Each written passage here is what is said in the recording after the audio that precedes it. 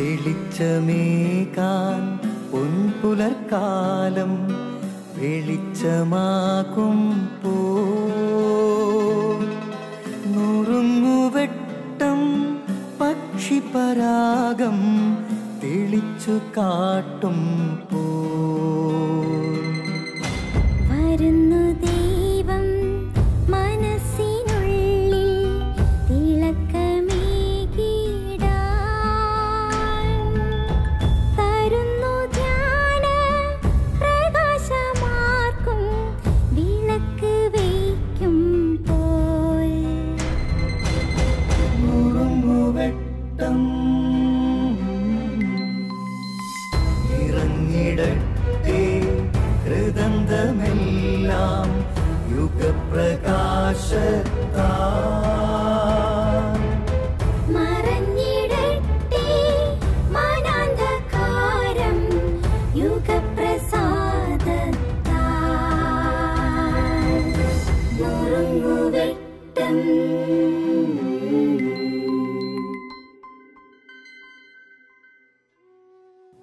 പ്രിയപ്പെട്ടവരെ, O Henry എന്ന പ്രശസ്ത കഥാകാരൻ എഴുതിയ ഒരു കഥയുണ്ട്. ആ കഥയിൽ മേരി എന്ന ഒരു സ്ത്രീ, പാപത്തിലും തിന്മയിലും ജീവിച്ച് മേരി മരിച്ച് സ്വർഗത്തിൻ്റെ കവാടത്തിലെത്തുകയാണ്. അപ്പോൾ നമ്മുടെയൊക്കെ വിശ്വാസം പോലെ പത്രോസ്ലിഹ വന്നിട്ട് മേരിയുടെ ജീവൻ്റെ പുസ്തകം എടുത്ത് നോക്കുകയാണ്.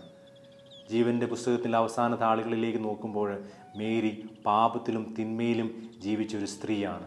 അതുകൊണ്ട് പത്രോസ്ലിഹ ഈശോയോട് പറയുകയാണ്, ഇതാ തിന്മയിൽ ജീവിച്ച ഒരു സ്ത്രീ എത്തിയിരിക്കുന്നു, നമുക്കിവളെ നരകത്തിലേക്ക് വിടാം. അപ്പോൾ ഈശോ പത്രോസിനോട് പറയുകയാണ്, ആ പുസ്തകത്തിൻ്റെ താളുകൾ ഒന്ന് മറിച്ച് അവളുടെ ജീവിതത്തിൻ്റെ ആദ്യ ഭാഗങ്ങളിലേക്കൊന്ന് പോയി നോക്കിക്കേ, എന്താണ് അവിടെ സംഭവിച്ചത്. അപ്പോൾ പത്രോസ്ലിഹ ആ താളുകൾ മറിക്കുകയാണ്. മേരിയുടെ കുട്ടിക്കാലത്തേക്ക് വരികയാണ്. മേരിയുടെ കുട്ടിക്കാലത്ത് മേരിയുടെ അമ്മ ഒരസുഖം വന്ന് പെട്ടെന്ന് മരിച്ചുപോയി. മേരിക്ക് വേറെ ആരുമില്ല, അപ്പൻ മാത്രമാണുള്ളത്. മേരി എല്ലാ ദിവസവും അപ്പൻ വരുന്നത് കാത്തിരിക്കും. അപ്പൻ ഓഫീസിൽ നിന്ന് വൈകുന്നേരം വരുമ്പോൾ കൊച്ചുകുട്ടിയായ മേരി അപ്പൻ്റെ അടുത്ത് എന്നിട്ട് പറയും, അപ്പാ വാ, എൻ്റെ കൂടെ കുറച്ചു നേരം കളിക്കാം, എന്നോട് കുറച്ചു നേരം സംസാരിക്കുക, നമുക്ക് കളിക്കാം. പക്ഷെ അപ്പൻ പറയും, എനിക്ക് സമയമില്ല, ഞാൻ മടുത്തു. അത് കഴിഞ്ഞ് അപ്പൻ ഗ്ലാസ്സിൽ കുറച്ച് ബിയറുമൊഴിച്ച് ടി വിയും ഓണാക്കി അപ്പൻ അവിടെ ഇരിക്കും. അപ്പൻ ഒരിക്കലും മകൾക്ക് വേണ്ടി സമയമില്ലായിരുന്നു. അല്ലെങ്കിൽ അപ്പൻ മൊബൈൽ ഫോൺ എടുത്ത് മൊബൈൽ ഫോണുമായിട്ട് ഇരിക്കുമായിരുന്നു. എന്നിട്ട് അപ്പൻ മകളോട് പറഞ്ഞു, നീ വേണമെങ്കിൽ പുറത്തു പോയി കൂട്ടുകാരുടെ കൂടെ കളിച്ചുകൊള്ളൂ, നീ തെരുവിൽ പോയി കൂട്ടുകാരുടെ കൂടെ കളിച്ചുകൊള്ളൂ. പതിയെ പതിയെ മേരി തെരുവിലേക്ക് ഇറങ്ങുകയാണ്. കൂട്ടുകാരെ തേടി മേരി തെരുവിലേക്ക് ഇറങ്ങി. പതിയെ പതിയെ മേരി തെരുവിൽ കൂട്ടുകാരെ കണ്ട് തെരുവിൽ ജീവിതം ആരംഭിച്ച് അവളുടെ ജീവിതം തിന്മയിലേക്കും പാപത്തിലേക്കും വഴുതി വീണ് ഇന്ന് ഒരു പാപിനിയായ സ്ത്രീയായി മേരി മരിച്ച് സ്വർഗകവാടത്തിൽ നിൽക്കുകയാണ്. ഈശോ പത്രോസിനോട് പറഞ്ഞു, മേരിയെ സ്വർഗത്തിലേക്ക് കയറ്റിവിടുക, അവൾക്കായി സ്വർഗത്തിൻ്റെ കവാടം തുറന്നു കൊടുക്കുക. എന്നിട്ട് പോയി ആ അപ്പനെ കാണുക, ആ അപ്പനെ പോയി കണ്ടെത്തി അവനെ നരകത്തിലേക്ക് വിടുക. അപ്പനെ കണ്ട് അവനെ നരകത്തിലേക്ക് വിടുക. ഒരു കഥയാണ്, പക്ഷേ ഈ കഥയിൽ ഒത്തിരി സത്യങ്ങളും ഒളിച്ചിരിപ്പുണ്ട്. പലപ്പോഴും പല ജീവിതങ്ങളും നശിച്ചു പോകാനുള്ളൊരു കാരണം നമ്മുടെയൊക്കെ ഉപേക്ഷയാണ്. ഞാനൊരു വൈദികനാണ്. ഒരു വൈദികൻ എന്ന രീതിയിൽ ദൈവം എന്നെ ഏൽപ്പിച്ച കുറേ ചുമതലകളുണ്ട്. ആ ചുമതലകൾ ഞാൻ നിർവഹിക്കാതിരിക്കുമ്പോൾ, ദൈവം ആഗ്രഹിക്കുന്ന നന്മകൾ എന്നിലൂടെ സംഭവിക്കാതിരിക്കുമ്പോൾ ഞാൻ പാപത്തിന് കാരണമായി തീരുകയാണ്. നമ്മൾ വിശുദ്ധ കുർബാനയുടെ സമയത്ത് പറയുന്നൊരു പ്രാർത്ഥനയുണ്ട്, ഉപേക്ഷയാൽ വന്നുപോയ പാപങ്ങൾ. പ്രിയപ്പെട്ടവരെ, നമ്മളെ ദൈവം ഏൽപ്പിച്ച ഉത്തരവാദിത്തങ്ങൾ നമ്മൾ പൂർണ്ണമായും നിർവഹിക്കുന്നുണ്ടോ? ഒരപ്പൻ എന്ന രീതിയിൽ, ഒരമ്മ എന്ന രീതിയിൽ, ഒരു മകൻ എന്ന രീതിയിൽ, മകളെന്ന രീതിയിൽ ദൈവം നമ്മളെ ഏൽപ്പിച്ചിരിക്കുന്ന ഉത്തരവാദിത്തങ്ങളുണ്ട്. അത് നമ്മൾ നിർവഹിക്കുന്നുണ്ടോ? നമ്മൾ സ്വയം ഒന്ന് പിന്തിരിഞ്ഞു നോക്കണം.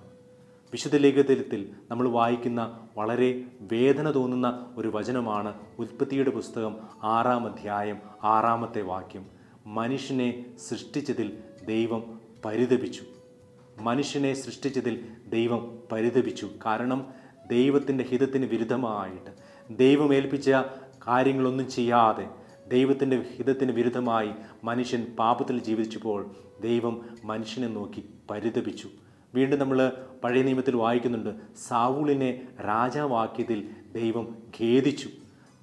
സാവൂളിനെ ഇസ്രായേലിൻ്റെ ആദ്യത്തെ രാജാവായി ദൈവം അഭിഷേകം ചെയ്തായിരുന്നു. പക്ഷേ അവൻ ദൈവകൽപ്പനകൾ നിരസിച്ച് സ്വന്തം താല്പര്യങ്ങൾക്കനുസരിച്ച് സ്വാർത്ഥതയ്ക്ക് വേണ്ടി ജീവിക്കാൻ തുടങ്ങിയപ്പോൾ, സ്വന്തം ചുമതലകൾ, ദൈവം ഏൽപ്പിച്ച ചുമതലകൾ നിർവഹിക്കാതിരുന്നപ്പോൾ സാവൂളിനെ ഓർത്ത് ദൈവം ഖേദിച്ചു. പ്രിയപ്പെട്ട സഹോദര, ഒരുപക്ഷെ നീ ഒരു അപ്പനാകാം, അമ്മയാകാം, മകനാകാം, മകളാകാം, വൈദികനാകാം, സന്യസ്തനാകാം. എന്തുതന്നെ ആയാലും ദൈവം നിന്നെ ഏൽപ്പിച്ച ചുമതലകൾ നീ പൂർണ്ണമായും നിർവഹിക്കുന്നുണ്ടോ? ദൈവം നിന്നെ നോക്കി സന്തോഷിക്കുകയാണോ? ദൈവം നിന്നെ നോക്കി പരിതപിക്കുകയാണോ? നമുക്ക് ചിന്തിക്കാം. ദൈവത്തിന് മുമ്പിൽ പ്രീതികരമായ ഒരു ജീവിതം നയിച്ച് ദൈവത്തെ മഹത്വപ്പെടുത്തുവാൻ നമുക്ക് ആഗ്രഹിക്കാം, പ്രയത്നിക്കാം. ഉറങ്ങുവെട്ടം